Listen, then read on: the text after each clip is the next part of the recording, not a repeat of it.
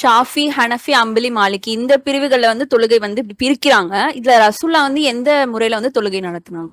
மாஷா அல்லாஹ், நல்ல அழகான ஒரு கேள்வி, எல்லாருக்கும் தேவையான ஒரு கேள்வி இது. இந்த தொழுகை சம்பந்தமாக வருகிற சர்ச்சையே மிக முக்கியமான இந்த கேள்வியை வச்சுதான் இருக்கு. என்ன கேக்குறாங்கன்னா, ஷாஃபி, ஹனஃபி, மாலிகி, அம்பலி இந்த 4 மதுஹப் இருக்கிறதா சொல்றாங்க. பொதுவா ஷாஃபி, ஹனஃபி தான் நம்ம இந்தியாவுக்குள்ள அதிகமா இருக்குன்னு வைங்களேன்.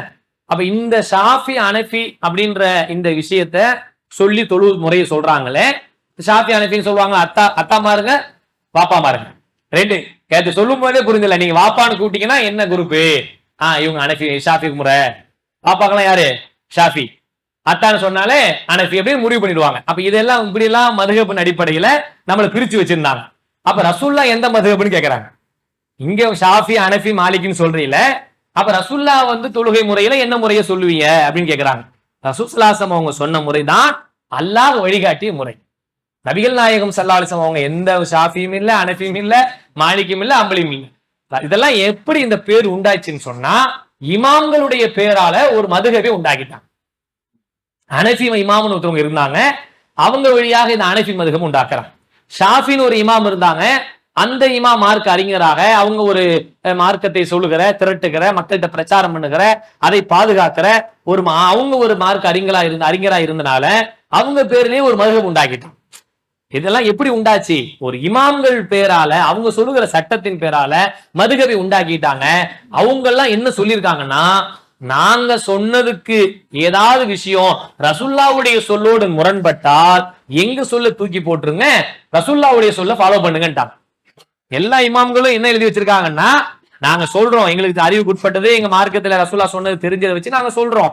நாங்க சொல்றதுல ரசூலுல்லாஹ் சொன்னதோட ஏதாவது முரண்பட்டா எங்க பேச்சு நீங்க மதிக்காதீங்க. ரசூலுல்லாஹ் எதை சொன்னாலும் அதை ஃபாலோ பண்ணுங்கன்னு தான் இமாம்கள் சொல்லிட்டு போயிருக்காங்க. ஆனா இவங்க என்ன செஞ்சுட்டாங்க, அவங்க பேர்ல ஷாஃபி இமாம் பின்பற்றக்கூடியவர்களுக்கு தனி தொழுகை முறை, ஹனஃபி இமாம தொழுவர்களுக்கு தனி தொழுகை முறை, அவர்களுக்கு கல்யாண முறை வேற, அவங்களுக்கு தலாக்கு முறை வேற அப்படின்னு தனித்தனி சட்டங்கள் எழுதி வச்சிருக்காங்க.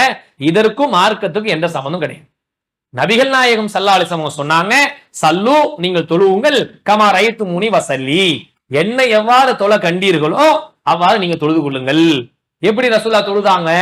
அல்லாஹ் எதை வகியாக இறக்கி இந்த மாதிரி தொழுவுங்கன்னு சொல்லிட்டு போனாங்களோ அதுதான் ரசூலுல்லாஹ் நமக்கு காட்டினது. அவங்க எந்த மதுஹபும் கிடையாது.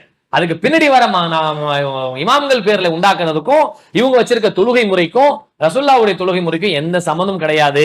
ரசூல் ஸல்லல்லாஹு அலைஹி வஸல்லம் அவங்க என்ன தொழுகை முறையை சொன்னாங்களோ அதுதான் அல்லாஹ் அங்கீகரிக்கிற முறை. நம்ம என்ன சொல்றோம்? லா இலாஹ இல்லல்லாஹ் முஹம்மது ரசூலுல்லாஹ் சொல்றோம்.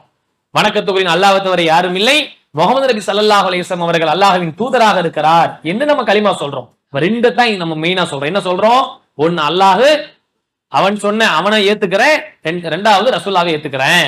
அப்ப அல்லாஹ் ஏற்றுக்கொண்டோம் என்றால் அல்லாஹ் எதை வகியாக குர்ஆன்ல இறக்கினானோ அதை நான் நம்பணும்.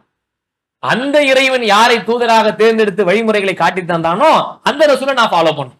ரெண்டு விஷயம் தான் உங்களுக்கு பேசிக். ஒண்ணு அல்லாஹ் சொன்ன மாதிரி இருக்கான்னு பாருங்க, இன்னொன்னு ரசூலுல்லாஹ் சொன்ன மாதிரி இருக்கான்னு பாருங்க. வேற யாரும் எதையும் நீங்க சர்ச் பண்ண வேண்டியது இல்லை. ரெண்டே தான். உங்க வீட்டுல பெரியவங்க சொல்லட்டும், அம்மா படிச்சவங்க சொல்லட்டும், படிக்காதவங்க சொல்லட்டும், யாரு வேணா சொல்லட்டும், சரிப்பா நீங்க சொல்றீங்கல்ல இது ஃபாலோ பண்ற, அல்ஹம்துலில்லாஹ் குர்ஆன்ல இந்த மாதிரி இருக்காதா, ஹதீஸ்ல இந்த மாதிரி இருக்கா, ஓகே அல்ஹம்துலில்லாஹ் குர்ஆனிலும் ஹதீஸ்லயும் இருந்து நான் ஃபாலோ பண்றேன். இது அவங்க சொன்னாங்க, இவங்க சொன்னாங்க, இந்த இமாம் சொன்னாங்க, அந்த இமாம் சொன்னாங்க, வேண்டாம், எதையுமே நம்ம ஃபாலோ பண்ணக்கூடாது. ஏன்னா அல்லாஹ் குர்ஆன்ல சொல்றான், யௌம துகல்லபு வுஜூஹுஹும் ஃபின்னார், அந்நாளில் சில முகங்களை நரகத்துல போட்டு நம்ம புசுக்குவோம். அந்த நேரத்தை அவங்க சொல்லுவாங்க, யா லைத்தனா அத்தான அல்லாஹ் வ அத்தான ரசூலா, நாங்கள் அல்லாஹ்வுக்கும் தூதருக்கும் கட்டுப்பட்டிருக்க கூடாதா, வ சாதத்தனா வ குபரானா ஃபலல்லூன சபீலா, எங்களுடைய முன்னோர்களுக்கும் பெரியவர்களுக்கும் நாங்க கட்டுப்பட்டோமே அவங்களை வழி கெடுத்துட்டாங்க. யா அல்லாஹ் எங்களை வழி கெடுத்தாங்கல்ல, இந்த நரகத்துக்கு வர வச்சாங்கல்ல, எங்களுக்கு 1 மடங்கு வேதனை கொடுத்தால் எங்களை யார் வழிகெடுத்து இந்த நரகத்துக்கு வர வச்சாங்களோ அவங்களுக்கு 2 மடங்கு வேதனையை தா அல்லாஹ். யாரு கேட்பாங்க? யாரு கேட்பாங்க? பாதிக்கப்பட்டவங்க கேட்பாங்க. எங்க இருந்து கேட்பாங்க? நரகத்திலிருந்து கேட்பாங்க. நீங்க மட்டும் கேள்வி கேட்கறீங்களா? கேள்வி கேட்க கூடாதா? எங்க இருந்து கேட்கிறாங்க? நரகத்துல கிடக்குமோ சொல்லுவாங்களாம், யா அல்லாஹ் எங்களை வழி கெடுத்தீங்க, அனுப்பிட்டாங்களே, நாங்க இங்க வேதனைப்பட்டு இருக்கிறோமே, முன்னோர் சொன்னாங்க, பெரியவங்க சொன்னாங்க தானே எங்களை இங்க அனுப்புனாங்க, நாங்க இங்க நரகத்துல புசிங்கிட்டு இருக்கிறோம், எங்களை யார் வழி கெடுத்தாங்களோ எங்களுக்கு 1 மடங்கு கொடுத்தா இறைவா அவங்களுக்கு 2 மடங்கு கொடு. அப்ப இதுல என்ன தெரியுது? முன்னோர்கள் சொன்னார்கள், பெரியவங்க சொன்னாங்கன்னு எதையும் செய்யக்கூடாது. அல்லாஹ் எதை சொல்லியிருக்கான், ரசூலா எதை சொல்லியிருக்காங்க. அல்லாஹ் சொன்னதையும் ரசூல்லா சொன்னதை மட்டும்தான் ஃபாலோ பண்ணுமே தவிர வேற யார் சொன்னதையும் ஃபாலோ பண்ண கூடாதுன்றத இந்த வசனத்துல நமக்கு தெரியறனால நாம் தொழுகிற முறை என்பது ரசூல்லா எப்படி சொன்னாங்களோ அப்படி தொழுவோம். அந்த முறையை நீங்க ஃபாலோ பண்ணீங்க. வேற யார், எந்த இயக்கம், எந்த தலைவர், எந்த ஜமாத்து, எந்த கட்சி எதுவும் வேண்டாம். அல்லாஹ் ரசூல் சொன்னது போல போதும். அதை பார்த்து பார்த்துக்கிட்டு